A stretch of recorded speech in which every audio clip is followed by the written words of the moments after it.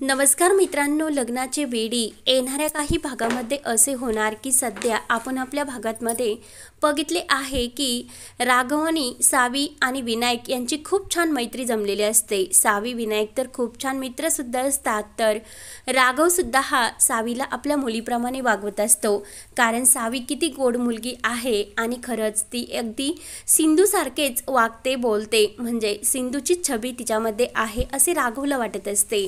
आणि खरंच ही जी आईची गोंडस मुलगी आहे, खरंच ती आई खूप लकी आहे, कारण तिला ही अशी मुलगी देवाने दिली। तेव्हा राघव हा सावीला बाबा म्हणण्यासाठी सांगतो, तेव्हा सावी आणि राघव यांच्यामध्ये सुद्धा खूप प्रेम जडलेले असते।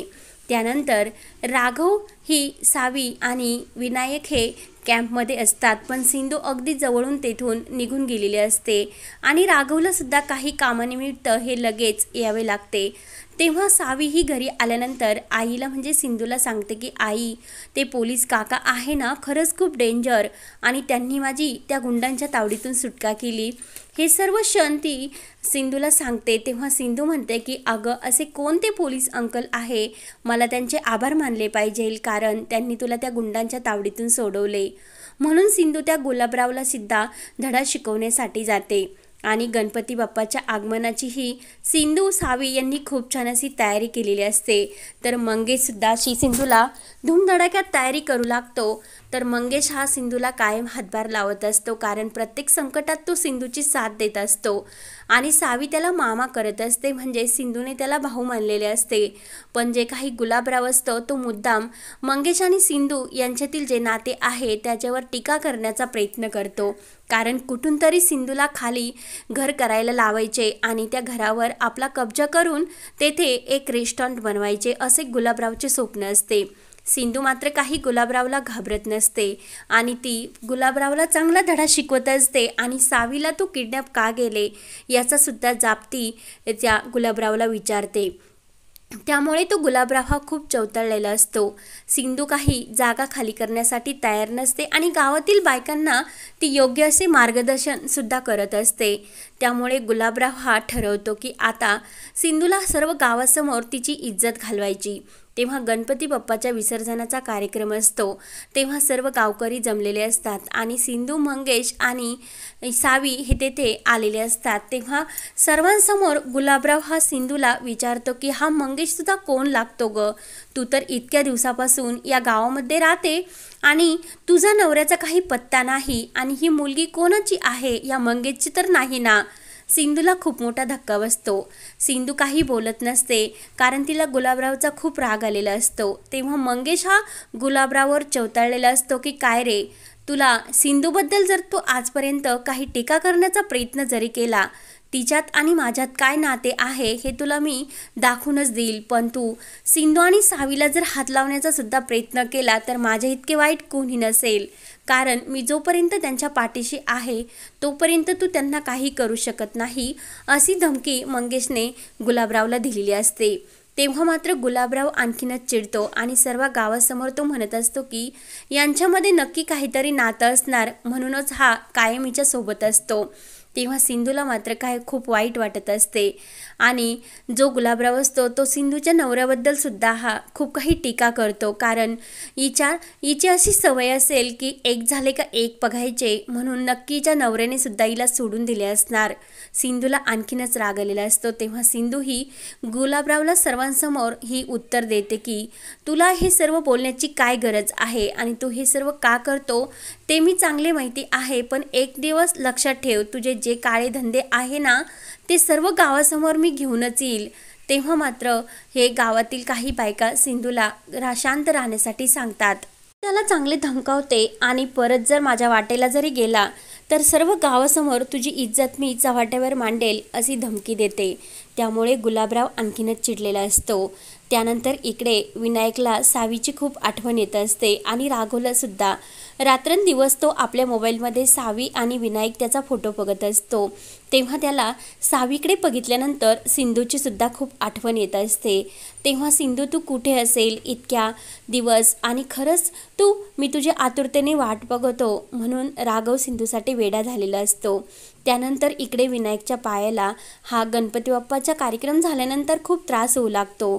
तेव्हा विनायक सांगत असतो की मला सिंधू जे डॉक्टर आंटी होत्या ना त्यांनी खूप छान प्रकारे मलम लावला, माझ्या पायाची एक्सरसाइज घेतली आणि मला त्याने खरंच खूप फरक वाटला, म्हणून तो मलम प्लीज माझ्या पायाला लावा।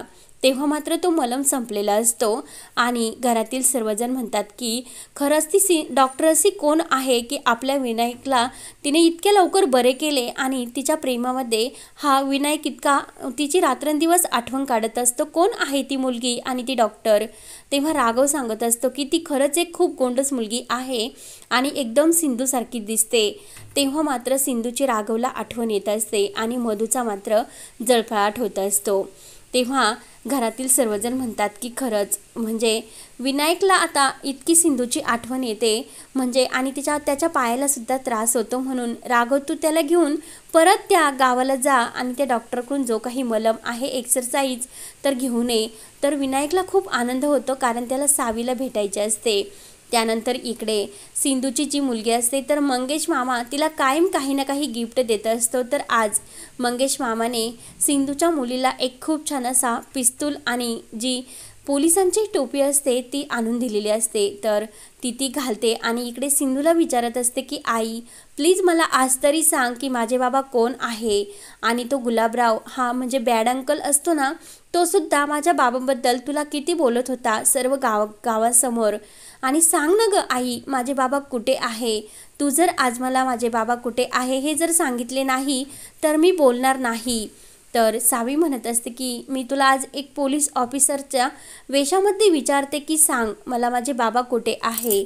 तर सिंधू मनात म्हणत असते की अहो राघव मी किती दिवसापासून तुमची वाट बघते, तुम्ही कुठे आहात आणि आपल्या मुलीला सुद्धा तुमची खूप आठवण येते। तेव्हा सिंधूला सुद्धा राघवची आठवण झालेली असते आणि त्यानंतर इकडे मधू राघव विनायक हे सिंधूच्या गावाला यायला निघलेले असतात आणि वाटेमध्ये थांबत ते एन्जॉय करत असतात। तर राघव अजूनपर्यंत मधूबरोबर बोलायला सुद्धा तयार नसतो कारण मधूने त्याला विनायकला हे दत्तक घेण्याला किती मदत केली म्हणून तो तिच्याशी बोलत असतो आणि तिचे आभार मानतो कारण विनायक हा तिच्यामुळेच त्याच्या आयुष्यात आला असे त्याला वाटत असते।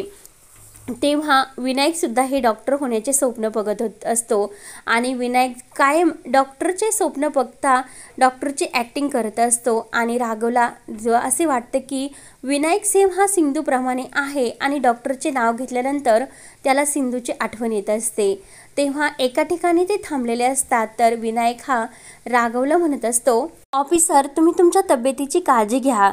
तेव्हा राघव विनायकडे बघत असतो आणि मधू विनायकला म्हणत असते की अहो डॉक्टर साहेब अगोदर तुम्ही तुमच्या तब्येतीची काळजी घ्या आणि मग तुम्ही पेशंट चेक करा। तर राघव मनात म्हणत असतो की सिंधू कुठे आहे ग तू, इतक्या दिवसापासून मी तुझी किती आतुरतेने वाट बघतो।